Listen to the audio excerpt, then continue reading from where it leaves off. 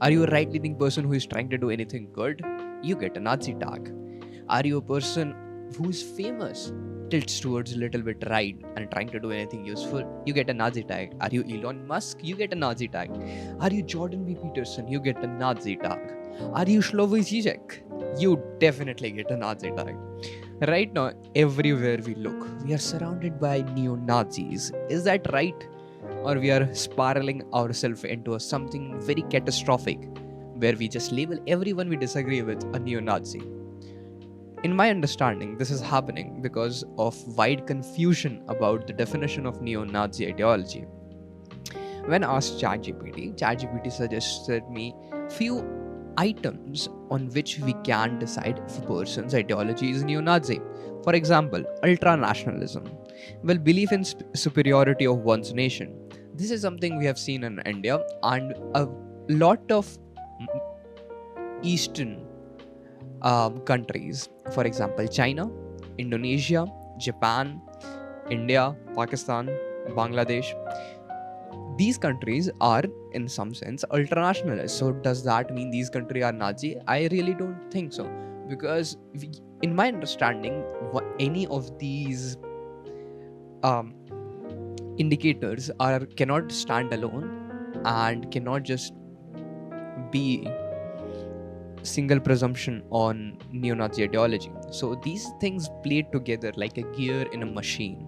So all the gears should align for a person to be neo-Nazi. So again, it's a spectrum, right? And not everyone who is ultranationalist is a neo-Nazi. So next was racial and white supremacy. So this is something which, of course, is a bit of it describes racism and white supremacy. So in my understanding, yes, this could be a very good indicator of what neo-Nazi ideologies. And I don't really have any arguments against this, right? So we're gonna just move to anti-Semitism. Yes, yeah, that makes sense. I mean, anti-Semitism is good. Homophobia and, well, homophobia. So person who's homophobic is, of course, Nazi. So this is where we get the idea of a woke mob. The woke mob who, anyone in this world who thinks LGBTQ is not really inherently a good thing and either should not exist or is not described and defined properly, it's a Nazi person.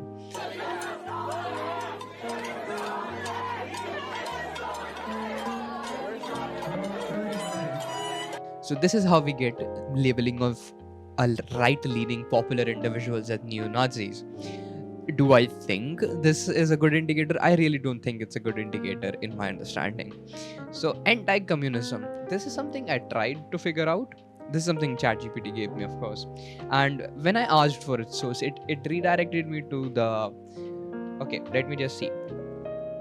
United States Holocaust Memorial Museum. And when I investigated further, it suggested that it refers to a propagandizing program of Nazi where they preached the idea of communist Jews. So, for example, all of the Jews are communist. That is the reason we should attack it. So this is where we get the idea of, I guess, anti-communism. So, for example, the socialist people, yeah, they wouldn't be considered a Nazi, even if they're a white supremacist in some sense, which seems very stupid to me. And Holocaust denials. So there are advanced, very hyper intellectual people in society who argue that Holocaust did not happen. And of course, Holocaust did not happen, one, and either it did happen and it was extremely, how should I put it? Exaggerated. So that is really not what happened, because I'm gonna explain this, right? Use of neo-Nazi symbol and admiration of Adolf Hitler. Yeah, this is something we can assume, right? So this is I'm conducting this thought experiment where I'm trying to see if a person who uses Nazi symbols can be called Nazi. So, for example, there is a Nazi salute which was publicly demonstrated very innovatively by Elon Musk, and goes out to you. And other symbols like swastika, like tilted swastika, right? That was a new Nazi symbol, I guess. So these kind of, I think, symbolic gestures, I think, are totally different. So do I think Elon Musk did Nazi salute? Yes. Do I think he's is neo-Nazi? I don't really think so, because in my understanding, a person to be neo-Nazi, he should address a lot of points, not just one. So for him, so for example, now let's try to understand it. So he is a LGBTQ, he doesn't really believe in LGBTQ concept, and he also used neo-Nazi symbol, so he gets a neo-Nazi tag. So for example, now let's think about Jordan B. Peterson.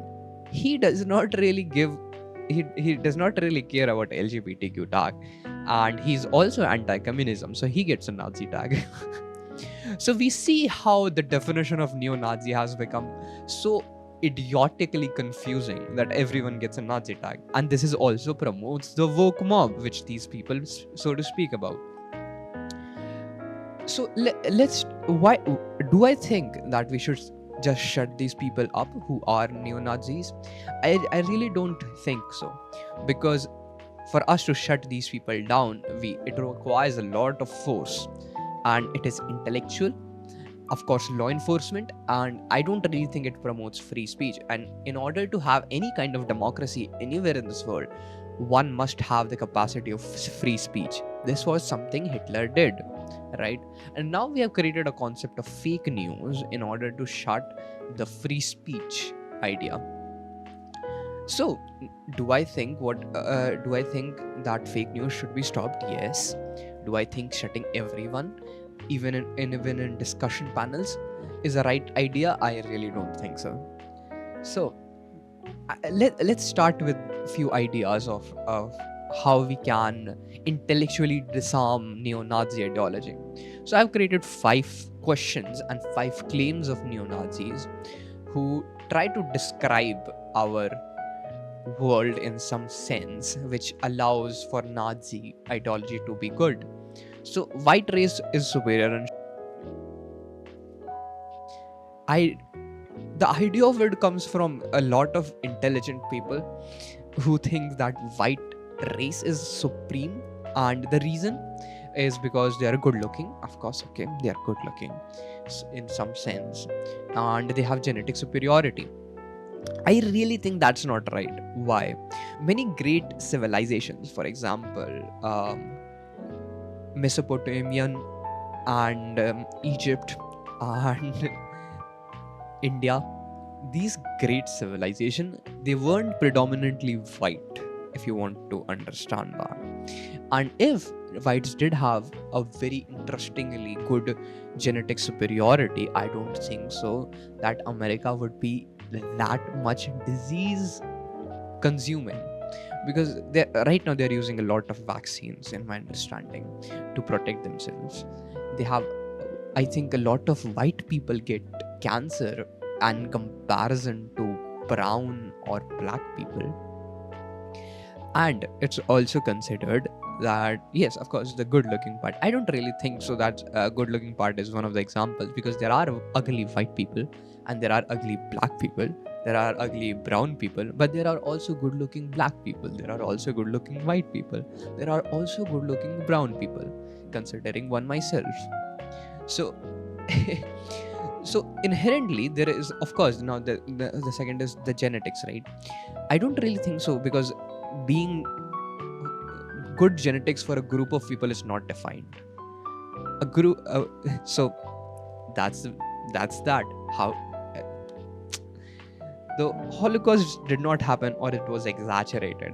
This is something, of course, said by Holocaust deniers, and in my understanding, Holocaust, the intellectual argument for this is that Holocaust was one of the most documented pieces of history of all time. So Holocaust was very well documented, and there were high-ranking individuals in Nazi army that accepted for mass killing and homicide against Jews. And yeah, Jews control world through banks and medias. Well, so of course, this is a conspiracy theory that Jews are the Illuminati of the world, and they control everything, every person, everything.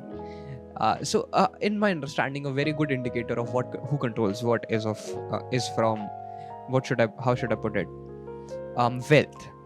So 1.1% of total world is owned by Jews, and I think over 50% of the world is owned by white people. Sorry, Christians. So this is how you get the idea of anti-Semitism, and it quite literally debunks the idea, right?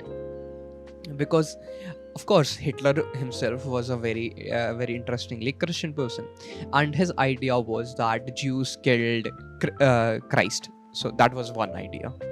And even if Jews did control a lot of a lot of world, it is fairly easy to see that Jews are the most what is the good Jews are put through the most harshest condition throughout history. So, for example, they have faced a lot of wars, as we have seen in Israel.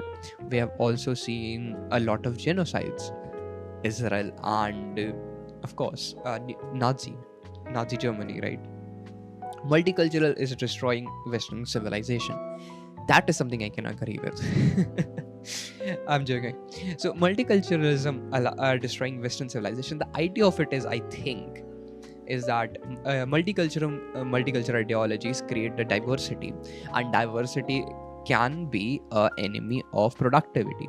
And Western culture predominantly really appreciates productive individuals and productive settings and productive systems, and this is something the right Western group promotes productivity. So this is something also seen by Donald Trump's administration.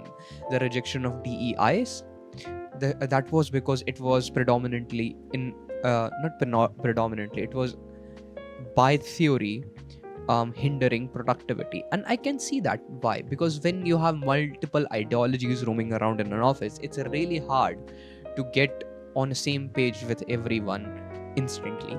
It requires a lot of discussions and a lot of chaos in ideological perspective. So this is one of the reasons people can think that, oh yeah, it's not really good. In my understanding, that can happen, yes. But if things are handled accurately and correctly in during this process, if you set presumptions, axiomatic presumptions, which are absolute truth, if you set up some laws, if you set up some um, rules to talk and discuss and to operate in, I think multiculturalism can really increase productivity. And this is something which US did in the first place, right? Remember the migration? US, I think, was able to migrate a lot of individuals on the basis of they provide them good labor, and also they provide inherently good talent. And while that's said, the reason it sort of spiraled out with DEIs was because the reason we weren't able to create axiomatic presumptions which are absolutely true, right? We weren't able to establish that. And the reason, a very good example is of what is a man and what's a woman. That should be an axiomatic assumption, but they had a very good dialogue in that. So that is the reason it was bad for productivity. Fifth, Hitler was a great leader who made Germany strong. So I agree with the first half of the sentence. I don't really agree with the second half of the sentence. Hitler was a great leader. Yeah, definitely he was a great leader. But he made Germany bad and sad and lonely. Who made Germany strong? I think he did for a short time. But for a long term, a short term gain, long term destruction is the right words being used here. So Germany was Hitler was a great leader. Yes, he was a great leader. He had really good generals, and that doesn't really mean that whatever Hitler did was right. How do you define good leader? A good leader is someone who has vision. A good leader is someone who has a capacity to execute, and a good leader is someone who is capable of getting results. Hitler had a vision which was bad. Hitler had a capacity to execute, but unfortunately it was work and Jews. And Hitler also had a capacity to deliver result, explained and shown by his idea of world conquering. And he was able to conquer a lot of Europe, if you don't remember. So, again, coming back to the point, Hitler was a good leader, but a bad person. So inherently, he was not a bad leader. He was a good leader who was evil. Now, did he make Germany strong? Yes, he did for a short term. After the war, I think the German society wasn't ruined. The infrastructure was ruined. The economy was ruined. People were starving to death. Poverty rate was extremely high, and everything just went straight up to hell. So I think, in conclusion, I think neo-Nazi ideology is very dangerous in society, and the fact that we are not able to come up to a very agreeable, axiomatic presumptions which are absolute truth. If we are not able to arrive at that about neo-Nazi ideology, I think we're gonna false label very visionary people, and people who are trying to speak their mind correctly will get labeled of neo-Nazi, and this of course will repel them from new people who are trying to join their